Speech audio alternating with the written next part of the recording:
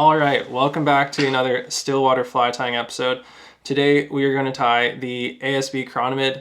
For you guys that don't know what ASB is, it is kind of a packaging used for electronic components like computers. So if you're looking for it, you won't commonly see it in the fly shop, but definitely a material that you want to have for tying your CHROMIEs. Go visit your local computer store, ask them if they have any ASB. Kind of comes in big sheets. I've only got a little one left.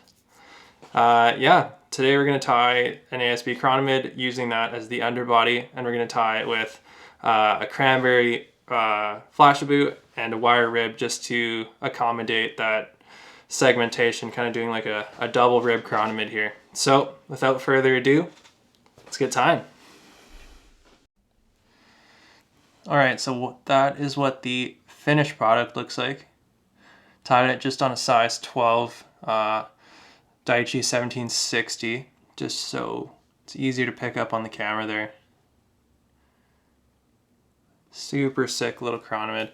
All right, I'm gonna pop this one out. That one's just freshly glued, so I'm gonna put it on the cork. We're gonna replace it with this guy. All right, so just for the video's sake, I already put the bead on. It is a 3/32 black nickel bead in brass. For those of you that tie in tungsten, I don't know where you have all your money, but I hope it sinks faster for you.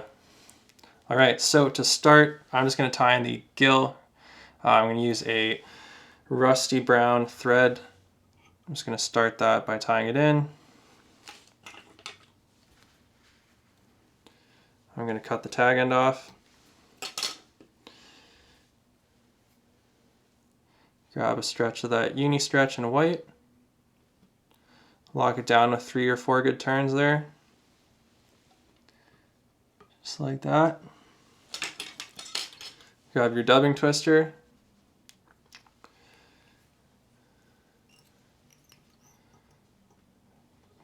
Couple good wraps. Lock her down. We're just going to cut that thread off there. And then we'll proceed with sliding that bead up front. We'll cut the uni stretch just past the eye of the hook there. So it looks just like that. And that's the gills for a CHROMIE there. Pretty easy and effective way just to make a nice little gill at the head of the CHROMIE. All right, we are going to bring our thread back in. Lock it down just behind the fly there. Some of you may have already seen there's people out there doing like pre-cut ASB into different diameters, but I just used a razor blade and made this nice little strip from that sheet you guys just saw. So we're going to tie a strip of that first. Tie that in. We're going to take a strand of cranberry Flashabou. We're going to tie that in next. And last but not least, bring it back. We're going to tie in a strand of extra small, or sorry, just small black wire.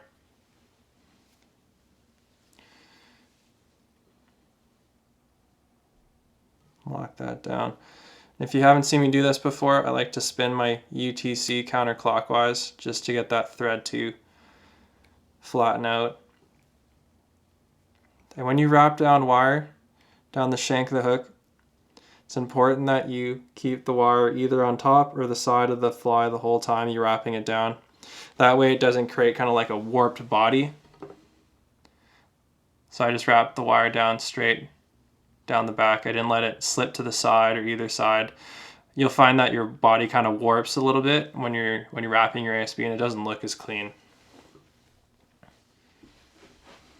All right, so first off, I'm going to build that body by just bringing that thread up and down the shank.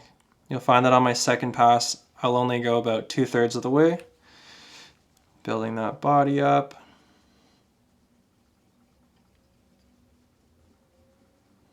So you get a nice good taper to that chironomid.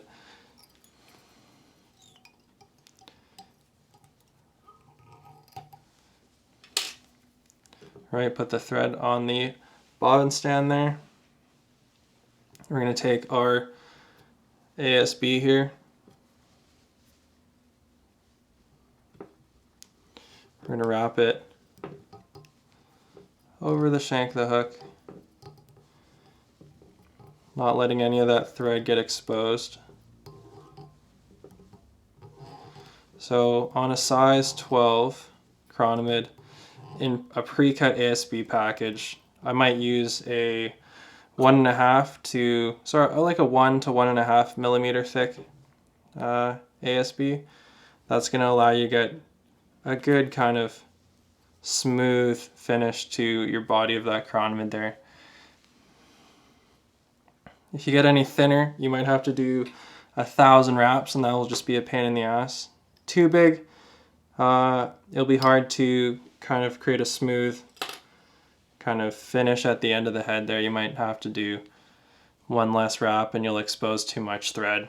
It'll look bad. So try to keep that diameter of that ASB cut pretty thin.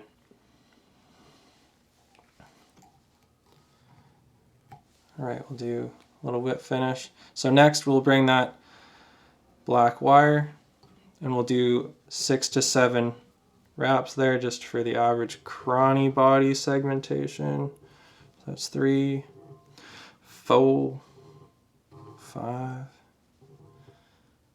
6, 7. Perfect.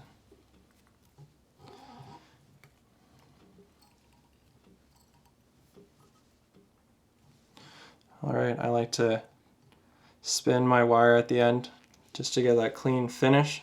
I don't want to ruin my scissors.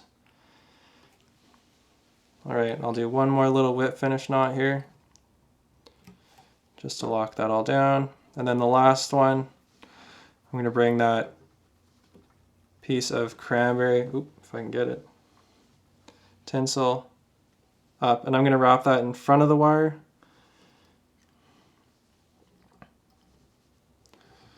And it kind of sits right into the wire there, creating that nice little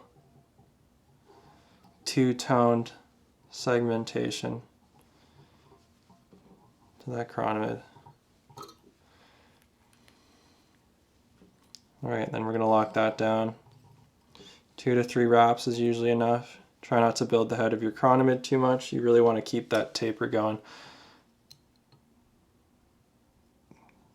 Get that razor blade, get a nice cut. Grab your whip finisher tool and then finish that fly off there. One last time, let's cut the thread off.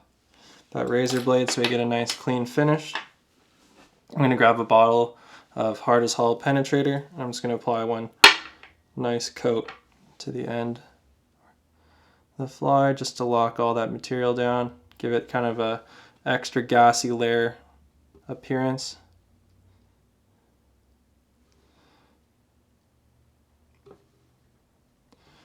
Perfect. Just like that, and that's the finished product. Pretty nice looking chironomid. Alright, hope you guys like this video, and I hope this fly lands in your Stillwater fly box. Thanks for watching.